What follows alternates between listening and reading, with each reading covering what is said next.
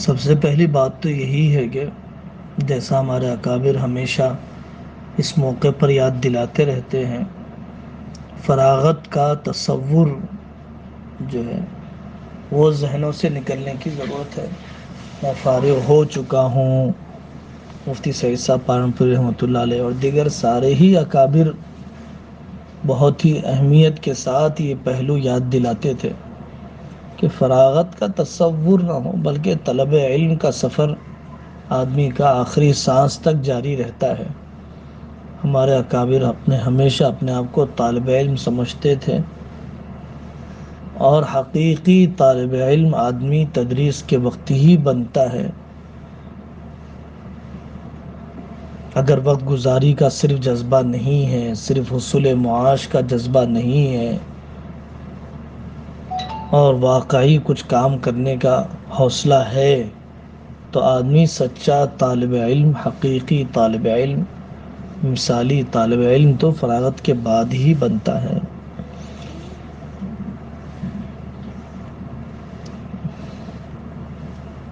انگریزی زبان، اردو زبان ایک وسیلہ ہے، اصل فکر ہوا کرتی ہے۔ فکر اگر ہے تو آدمی ایک زبان نہیں 4 زبانیں سیکھ لیتا ہے۔ اگر بے فکری، بے حسی، کم علمی، جمود اور تعطل آدمی کے اندر سرایت کر چکا ہے تو انگریزی زبان سے واقفیت کے باوجود بھی جو کام ہونے چاہیے اس سے نہیں ہوتے ہیں، عربی زبان سے واقفیت کے باوجود بھی اس سے جو کام ہونے چاہیے وہ نہیں ہوتے ہیں۔ آدمی فکر مند ہوتا ہے تو گونگا رہ کر بھی بولنے والوں سے زیادہ کام کرتا ہے۔ آدمی درد مند ہوتا ہے تو بہرا رہ کر بھی زمانے اور تاریخ کی آواز کو زیادہ سنتا ہے۔ آدمی لولا رہ کر بھی اتنے علاقوں میں پہنچ جاتا ہے جہاں تک پیر رکھنے والے بھی نہیں پہنچتے ہیں۔ ہاتھ نہیں رکھ کر لنگڑا رہ کر بھی پہنچ جاتا ہے، لولا رہ کر بھی لکھ لیتا ہے۔ قریبی زمانے میں اسٹیفن ہاکنگ کا واقعہ ہے، مفلوج جسم لے کر بھی جو اس نے کام کیے ہیں ساری دنیا کو حیران کرنے والے۔ اصل درد مندی اور فکر مندی ہے، معاشی حوصلہ مندیاں، گھریلو مسائل، چھوٹی تمنائیں، اور کبھی آدمی کے گناہ اور معاصی کا رسیہ ہو جانا اور عجب وغیرہ کی کیفیت اگر آدمی پر غالب نہیں ہے تو اس مرحلے میں بڑے بڑے فیصلے ہو سکتے ہیں اور بڑے بڑے کام کیے جا سکتے ہیں۔ اور جو آدمی ٹارگٹ طے کیا ہے، جو نشانہ طے کیا ہے، اس نشانے پر اپنی بچی کچی زندگی اخلاص اور اصول کے ساتھ لگانے کا ارادہ کر، اس کے لیے جو قیمت بھی دینا پڑے۔ فاقے نہیں آئیں گے لیکن آدمی فاقوں کے لیے تیار رہے، تنگیاں نہیں آئیں گی، ہم اتنے صاحب عزیمت نہیں ہیں، لیکن آدمی تیار تو ہو جائے۔ تو جو خطر پسندی جس کے پاس نہیں ہوتی ہے وہ بڑا کام نہیں کر پاتا ہے، جو رسک نہیں لیتا ہے وہ سکس نہیں مارتا ہے۔ موٹی زبان میں لوگ کہتے ہیں خطر پسندی والے لوگ ہی اپنی زندگی میں بڑے کام کیا کرتے ہیں۔ ہاں، خطر پسندی کا مطلب یہ ہوتا ہے آپ سے کہہ دیا گیا فلاں گاؤں میں جہاں بے سر و سامانی ہے وہاں پر کام شروع کر دیجیے۔ اب یہ خطر پسندی ہو گئی نا، خطرہ مول لیا آپ نے، بیوی یہاں پر کیسے رہے گی، بچوں کی پڑھائی کیسے ہوگی، گزارے کا انتظام کیسے ہوگا، یہ خطر پسندی ہے جی۔ سمندروں میں کود جانا خطر پسندی ہے، آگ میں کود جانا خطر پسندی ہے۔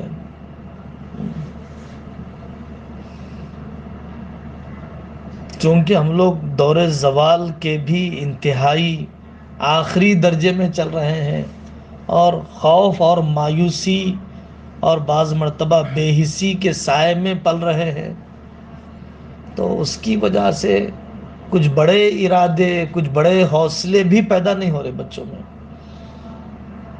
ہم لوگوں کا بھی اثر ہے، اساتذہ کا بھی اثر ہے، زمانے کا بھی اثر ہے۔ جو اقدامی کام ہے، جو دفاعی کام ہے، وہ دونوں کام جاری رہتے ہیں۔ اقدامی کاموں کی بھی اہمیت ہے، دفاعی کاموں کی بھی اہمیت ہے۔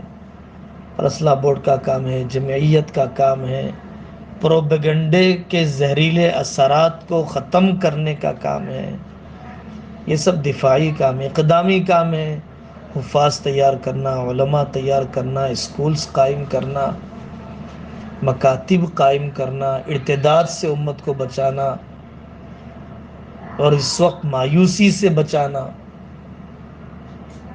تو یہ جو اقدامی کام ہے اور دفاعی کام ہے، دونوں بھی جاری رکھنا ہی حسب استعداد، حسب تقاضا اور حسب مشورہ آدمی ان خدمات کو جاری رکھے۔ جمود اور تعطل تو کوئی حل نہیں ہے، خاموشی کوئی حل نہیں ہے۔ تو زبان کی بات میں عرض کر رہا تھا کہ انگریزی اور عربی کا سیکھنا مفید تبھی ہو سکتا ہے جبکہ آدمی فکر مند اور درد مند اور صاحب پیغام ہو۔ جس کے پاس کوئی پیغام نہیں ہے اور جس کے پاس کوئی درد نہیں ہے، زبانیں جاننے کے باوجود بھی وہ گوگل ٹرانسلیٹ سے زیادہ اس کی اہمیت نہیں رہتی ہے، بلکہ اس سے بھی کم ہی رہتی ہے۔ فیس بک اور دیگر کمپنیوں کے اندر ٹرانسلیٹر کی ملازمت تو وہ کر سکتا ہے، باقی اپنے اکابر کی فکر کو یا ان کی تاریخ کو بھی ایک صفحے کی منتقل کرنے کا اس کے پاس ارادہ نہیں ہے۔ تو محض زبان حاصل کر لینے سے دین کی کوئی بڑی خدمت ہوگی، ایسا نہیں سوچا جا سکتا ہے۔ مرکز المعارف سے سووں کی تعداد میں، دارالامور سے 10 تعداد میں، دارالدیوبند کے کلیت اللغت العربیہ انگلیزیہ سے کافی بڑی تعداد میں ہر سال فارغ ہو رہے ہیں۔ لیکن جو خیر آہستہ آہستہ ہی رخ بدلے گا، لیکن بے دردی اور بے فکری کے ساتھ زبان دانی نے ان کو زیادہ نفع نہیں پہنچایا، اور کسی اللہ والے سے تعلق بھی نہیں ہوتا ہے، تو پھر اس کے بعد بی اے، ایم اے اور پھر ڈگریوں کو حاصل کرنے، پھر اس کے بعد سرکاری ملازمتیں، وہ بھی کوئی برا نہیں تھا اگر خدمت دین کے جذبے سے ہو، وہ بھی کوئی برا نہیں تھا اپنے تشخص کی حفاظت کے ساتھ ہو، وہ بھی کوئی برا نہیں تھا اگر اسلام کے کسی محاذ کو سنبھالتے ہوئے ہو۔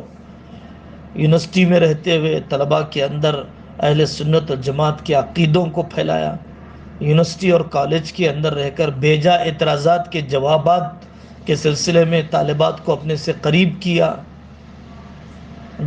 دعوت کا ایک ماحول اس یونیورسٹی کے اندر قائم کر دیا۔ تو یہ بھی اچھی بات ہی تھی کہ چلو ایک محاذ سنبھال لیا، جہاں تک عام مولوی نہیں جا سکتے ہیں وہاں تک یہ صاحب پہنچ گئے۔ لیکن چونکہ ناپختہ فکر ہوتی ہے اور ناپختہ مزاج ہوتا ہے، اور چونکہ ابھی دینی مزاج پورا بنا ہوا نہیں ہوتا ہے، تو آدمی بہت جلدی ماحول سے متاثر ہو جاتا ہے۔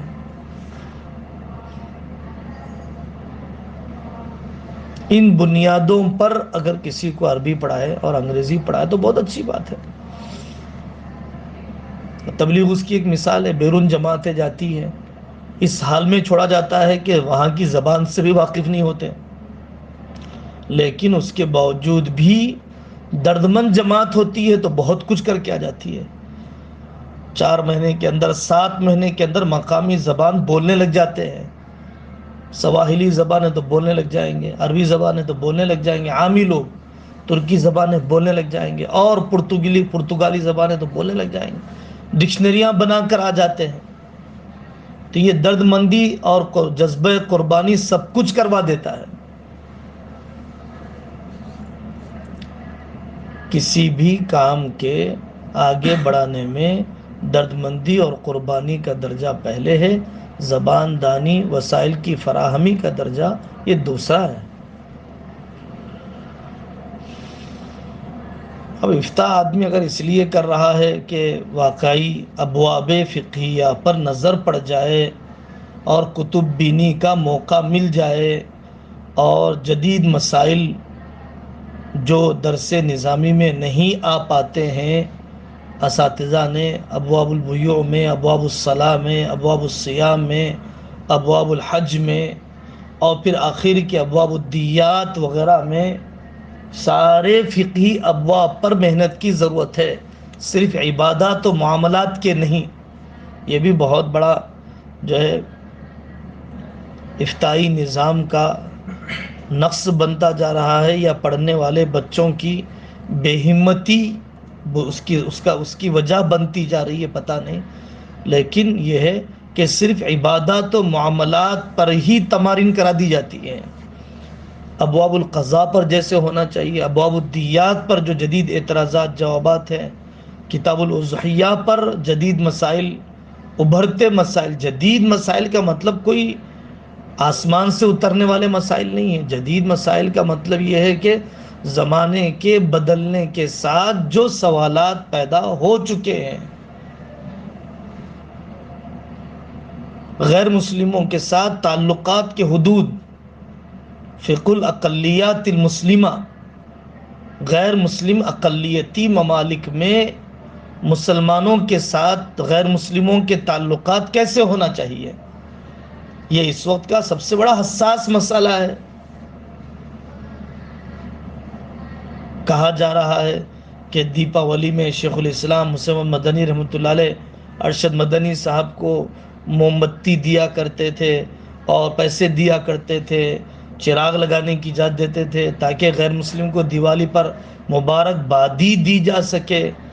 تو اس قسم کی باتوں سے خلجان اور اشتباہ پیدا ہوتے چلے جائے گا، اسی لیے کہ مذہبی رواداری اور غیروں کے ساتھ موالات اور مدارات کے حدود واضح طور پر نہیں بتلائے گئے. سیاسی تعلقات اور سماجی تعلقات غیر مسلموں کے ساتھ کیسے ہونے چاہیے، مذہبی مذاکرات کیسے ہونے چاہیے. تو چونکہ جتنی فقہ کی تدوین ہوئی ہے دور عروج میں ہوئی ہے، اب جو دور چل رہا ہے دور زوال چل رہا ہے. فقہاء نے جس زمانے میں لکھا اس زمانے میں دارالحرب اور دارالاسلام کی ہی تقسیم تھی. دارالامن یا دارالجمہوریہ یا دارالحرب کے قریب کی صورتحال رکھنے والے ملکوں کے مسائل کی نوعیت الگ رہے گی، اس پر پوری دنیا میں لکھا جا رہا ہے. اس قسم کا کوئی افتاء کرتے ہیں تو واقعی انہوں نے مسلم سماج کے خلا کو پورا کیا ہے، مسلم سماج کے خلا کو پورا کیا ہے. اور اگر روایتی قسم کا کوئی افتاء کرتا ہے تو بھیڑ میں ایک اور اضافہ ہے.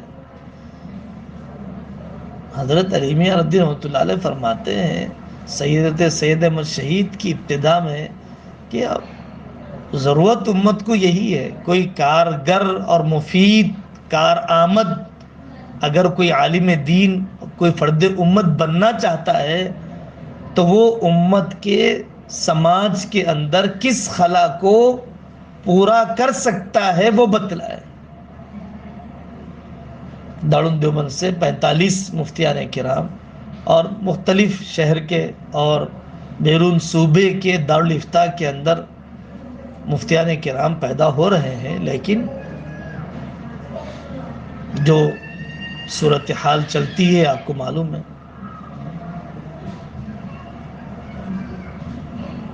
فسادات میں اور اسی طریقے سے خانہ جنگیوں میں کس کس قسم کے مسائل فقہی اعتبار سے پیش آتے ہیں، جنگ زدہ ممالک میں کس قسم کے مسائل پیش آ چکے ہیں۔ ہم نے شام کے علماء سے بھی جب بات ہوئی تو اس وقت ہم کہا کرتے تھے کہ آپ حضرات جن فقہی مسائل سے گزر چکے ہیں اس کو آپ حضرات مرتب کریں، تاکہ دنیا کے جس خطے میں بھی فتاوی ثورہ، انقلابی زمانے کے فتاوی، اس طرح کی کتابیں چھپی ہوئی ہیں، لیکن اس کے باوجود بھی خلا ہے کہ واضح طور پر امت کی رہبری ہو، کہ کوئی جتھا مثلاً ہماری بیٹیوں پر دست درازی کے لیے آ رہا ہے تو کیا بے حیائی کی حرکت سے بچانے کے لیے خود اپنی بیٹی کا قتل جائز ہے کیا؟ خودکشی کر لینا جائز ہے کیا؟ دفاع کے کیا درجات ہے؟ دفاع کی کیا حیثیت ہے؟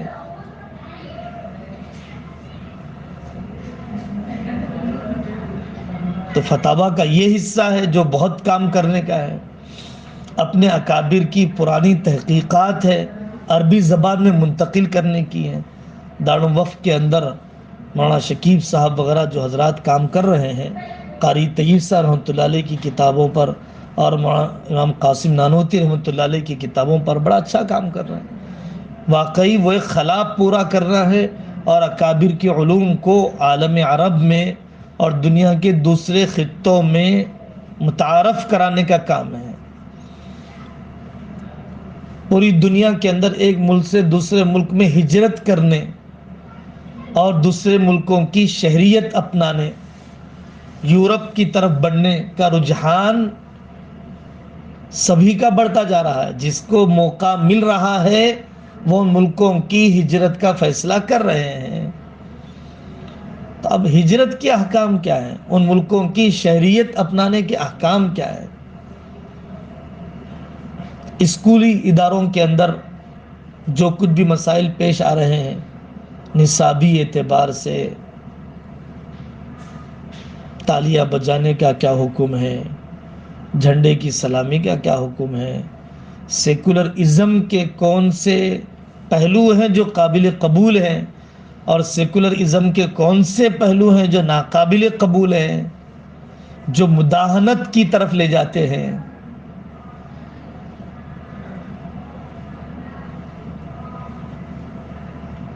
اس قسم کے اگر افتاء کرنے والے تیار ہوتے ہیں تو ایک اعلیٰ سطحی تقاضا امت کا پورا ہوگا۔ نماز روزے کے مسائل بتلانا یہ بھی ایک تقاضا ہے، یہ بھی ایک مطلوب ہے، یہ بھی ایک خلا ہے۔ ایک گاؤں، ایک دیہات، ایک محلے کے اس قسم کے تقاضے بھی پورے ہو جاتے ہیں تو غنیمت ہے۔ ہر آدمی اپنی سطح کے اعتبار سے ہی طبقات کو متاثر کرتا ہے، ہر آدمی سے ہر طبقہ متاثر نہیں ہوتا ہے۔ طارق جمیل صاحب سے سننے والا ایک طبقہ ہوتا ہے، سجاد صاحب کو سننے والا ایک طبقہ ہوتا ہے، ایک ہی مقرر سے پوری امت نہیں سنتی ہے۔ ہر مصنف کو ہر آدمی نہیں پڑھتا ہے، حضرت علیمہ کو پڑھنے والا ہر ایک نہیں ہے، قاری طیب صاحب کو پڑھنے والے ہر ایک نہیں ہے، پیر صاحب کو پڑھنے والے ہر ایک نہیں ہے۔ تو ہر ایک کی ذہنی اور علمی سطح کے مطابق، اسی کی سطح کے مطابق قارئین اور سامعین ہوا کرتے ہیں، تو ہر آدمی ایک تقاضا پورا کر ہی دیتا ہے۔ تبلیغی جماعت کی ایک عامیت کی سطح سے جو متاثر ہونے ہیں وہ متاثر ہوتے ہیں۔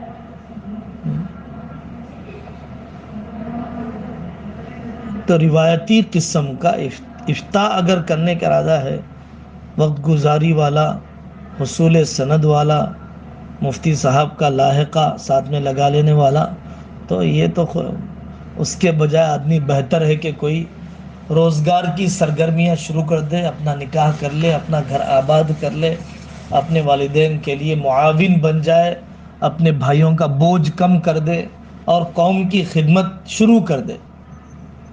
اور اگر واقعی جی جان سے اس قسم کا کوئی افتاء کرنا ہو تو واقعی امت کی ضرورت بھی ہے اور پورا کرنا چاہیے۔ اس سلسلے میں بعض جگہوں پر کوششیں ہو رہی ہے، دارالعلوم گڑھا میں بھی گجرات کے اندر مرکز الرشد کے نام سے انہوں نے شروع کیا ہے، اور مولانا خالد سیف اللہ صاحب کے پاس بھی ہے۔ ہر جگہ پر مثبت جو پہلو ہوتے ہیں، ہر جگہ پر جو ہمت افزا پہلو ہوتے ہیں، اس سے فائدہ اٹھانا چاہیے۔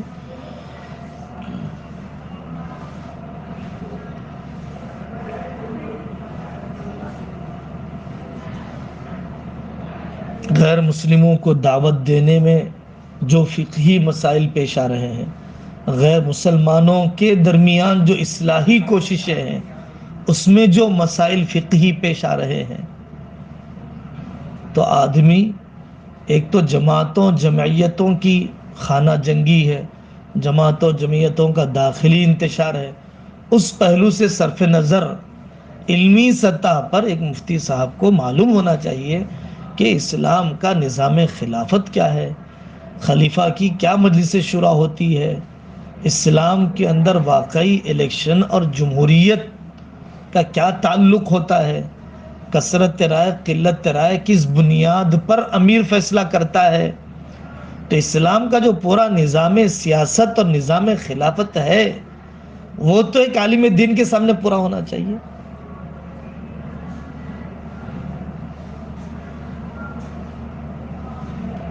پھر ہمارے ملک کے اندر جو مسائل وقتاً فوقتاً آتے رہتے ہیں، پرسنل لا سے متعلق جو مسائل آتے رہتے ہیں، 3 طلاق کے بعد اب کئی مسائل ہیں۔ ایک تو قانونی طور پر اس کو کیسے نمٹایا جائے، اور ایک ہے فقہی طور پر اس کو کیسے نبھایا جائے۔ طلاق میں بھی یہ مسائل ہیں، اڈاپشن اور متبنہ بنانے میں بھی یہ مسائل ہیں، ہبہ میں بھی یہی مسائل ہیں۔ وہ افتاء جو عملی زندگی سے جڑا ہوا ہے، وہ افتاء جو روزمرہ کی چلتی پھرتی زندگی میں پوری جرأت کے ساتھ قابل عمل زندگی بتلانے کے ساتھ ہو۔ ایسا نہیں ہے کہ مفتی صاحب آفس میں رہتے ہیں اور زمینی صورتحال سے، حقیقی صورتحال سے کوئی واقفیت نہیں ہے۔ ایک ڈاکٹر صاحب سامنے آ کر بیٹھے تو آدمی پوری طبابت کا دین پیش کر سکتا ہو، وہ جو اب دواخانے میں چل رہی ہے۔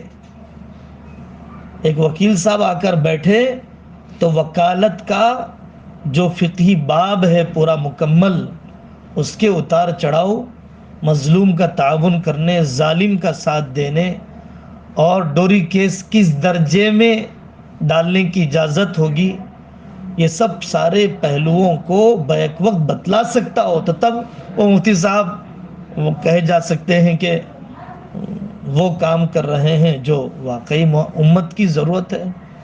ایک قصاب آ جائے تو پھر اس کے اب دکان کے اندر جو بے دینی اور خلاف شرع حرکتیں ہیں، ان خلاف شرع حرکتوں کے خلاف اسے جائز حل بھی بتلاتا ہو، اور پھر قرآن و سنت کی روشنی میں، فقہی مذاہب کی روشنی میں پوری ما لہ و ما علیہ صورتحال سے اس کی واقفیت ہو۔ معاملات کے ابواب میں بھی بہت سے کام کرنے کے ہیں، کم سے کم وہ معاملات کے ابواب جو ہمارے ملک میں چل رہے ہیں، جو یورپ میں چل رہے ہیں، جو سعودیہ میں، عرب ملکوں میں چل رہے ہیں، کم سے کم جو شیئرز، جو بینک، جو سود کی شکلیں، جو انشورنس کی شکلیں ہمارے ملک میں چل رہی ہے، عقل اور نقل کی روشنی میں ان کے آدمی ناجائز ہونے اور جائز ہونے، مضرات اور منافع کو سمجھا سکتا ہوں۔ صرف فقہی عبارتیں اور کتابوں کے کاغذات کی صرف دنیا میں رہنے والا آدمی نہ ہو۔ ہمارے اکابر کا امتیاز تھا کہ وہ معنویات کو معقولات اور معقولات کو محسوسات بنا کر پیش کیا کرتے تھے۔ قاری طیب صاحب رحمۃ اللہ علیہ فرماتے ہیں، حضرت نانوتی رحمۃ اللہ علیہ کا یہی امتیاز لکھا ہوا ہے، اور واقعی ان حضرات کا علم ایسا ہی تھا۔ رد الحاد پر مفتی صاحب کا مطلب یہ نہیں کہ نکاح طلاق کے مسائل ہی اس سے پوچھے جائیں، مفتی صاحب تو وہ ہے کہ جن کے پاس ہر قسم کا درد لے کر لوگ پہنچ جاتے ہیں، ہر قسم کا زخم لے کر پہنچ جاتے ہیں۔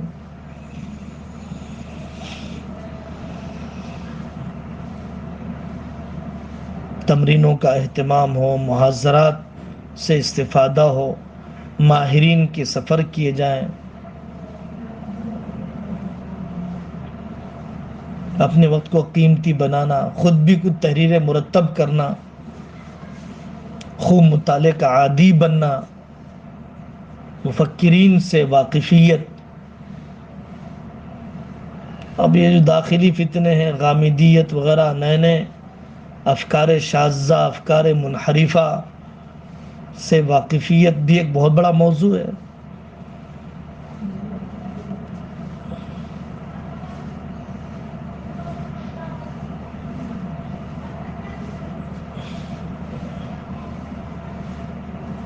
اس طرح سے افتائی کوشش ہونی چاہیے، اور بتانا چاہیے، پڑھانے والوں کو بھی بتانا چاہیے کہ ہم تو اس طرح محنت کرنے کے لیے آپ کے ساتھ تیار ہیں، اور پڑھانے والوں کو بھی چاہیے کہ اپنے طلباء کو انہی بنیادوں پر کھڑا کریں، ورنہ مفتی کا لقب اور مفتی کا لاحقہ اتنا ہلکا ہو چکا ہے امت میں، اور اتنا بے حیثیت ہوتا جا رہا ہے۔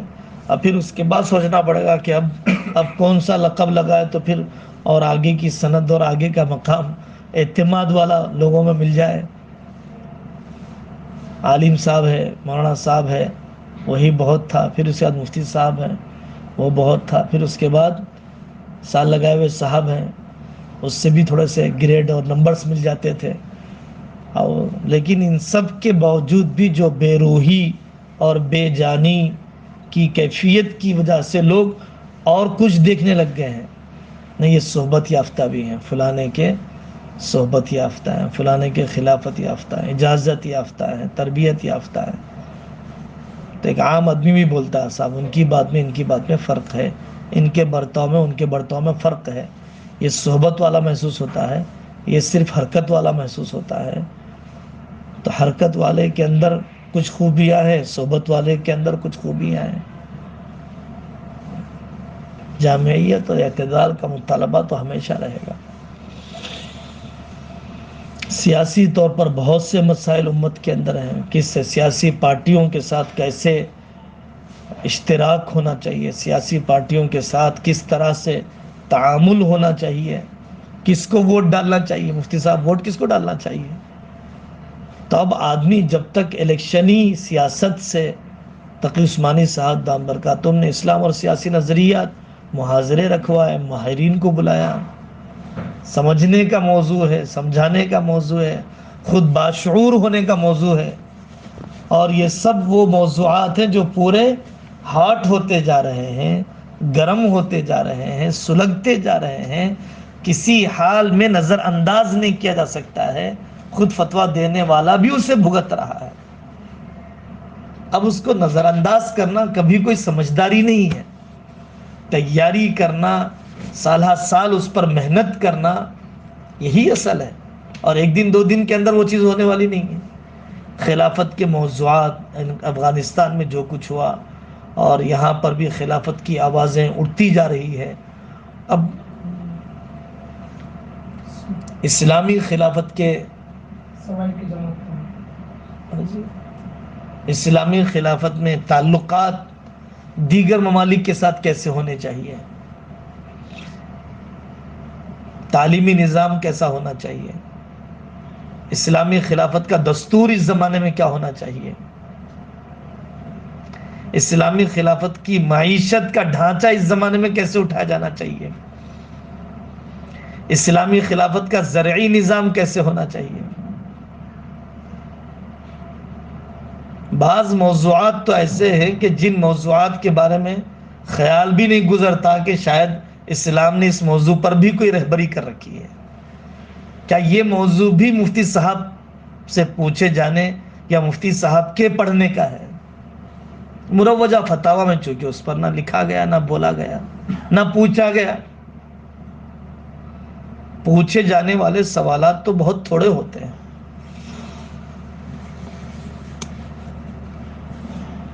کم علمی اور سطحیت کے ساتھ اور روایتی طور پر کر لینے سے جیسے تقاضے پورے ہونے چاہیے وہ پورے نہیں ہوں گے۔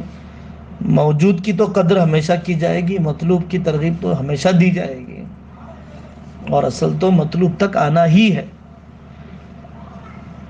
حدود اختلاف کی رعایت سب سے بڑا موضوع ہے یہ۔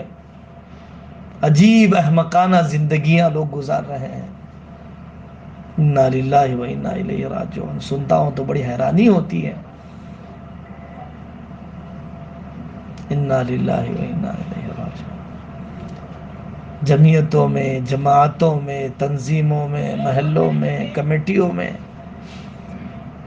شخصیات کے اپنے اپنے حلقے میں، حلقہ احباب میں، حلقہ مریدین میں، حلقہ معتقدین میں حدود اختلاف کی رعایت، ادب الخلاف، فقہ الخلاف مستقل موضوع ہے علماء کے یہاں۔ بھائی آپ جس نظریے کے بھی حامل ہوں، آپ جس جماعت یا جمعیت سے بھی لگے ہوئے ہوں، لیکن دوسرے کا احترام، دوسرے کا اعتراف، دوسرے کے اخلاص پر انگلی آدمی نہ اٹھائے، دوسرے کی خوبی سے استفادہ کرے، اپنے آپ کو عالم الکل نہ سمجھے، اپنے آپ کو خلیفۃ المسلمین نہ سمجھے،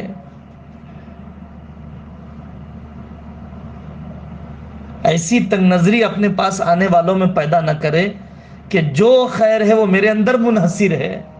ہر قسم کا عملی اور علمی اور دعوتی اور تزکیائی کسی اضافے کی گنجائش نہیں ہے۔ جو ملے گا آپ کو میرے پاس ہی ملے گا۔ اس قدر ذہنیت کے ساتھ آپ اپنے آنے والوں کے ذہن و دماغ کے دروازوں کو بند کر دینا چاہتے ہیں۔ اندھی عقیدت میں آپ ان کو ایسے ہی بہا دینا چاہتے ہیں۔ جانے دیجئے، دیگر علاقوں میں جانے دیجئے، دوسرے شخصیات کے پاس جانے دیجئے۔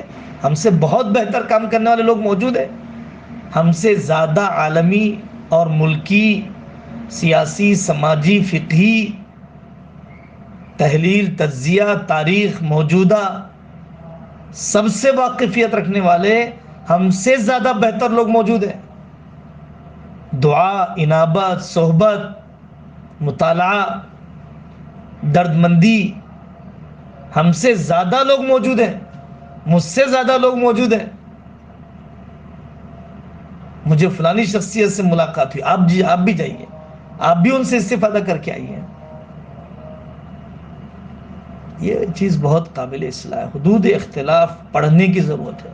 حضرت تھانی رحمۃ اللہ علیہ کی کتاب ہے نا، عبداللہ سعدی صاحب دامت برکاتہم نے تحقیق کر کے چھاپا اسے، الائتلاف فی اقسام الاختلاف، اور بھی بہت ساری کتابیں ہیں، پورا کتب خانے بھرے ہوئے ہیں۔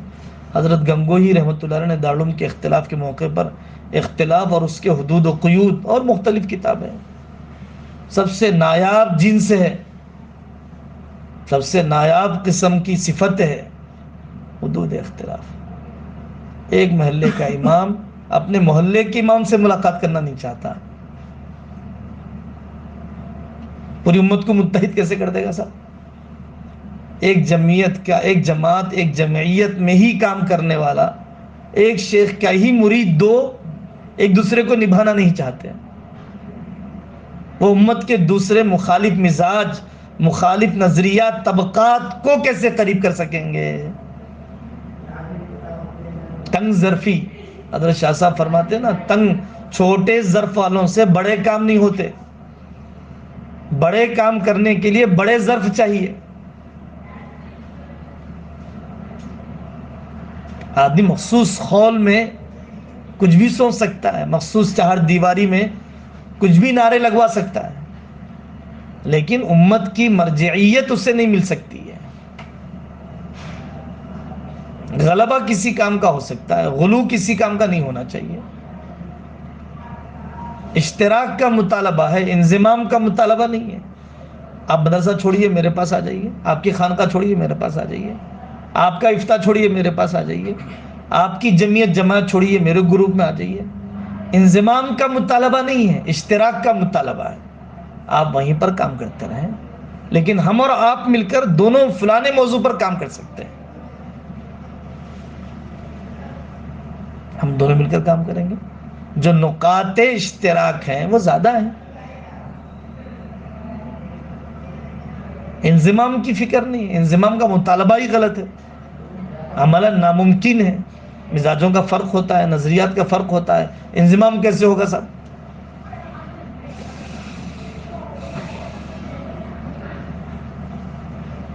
واللہ اعلم. صلی اللہ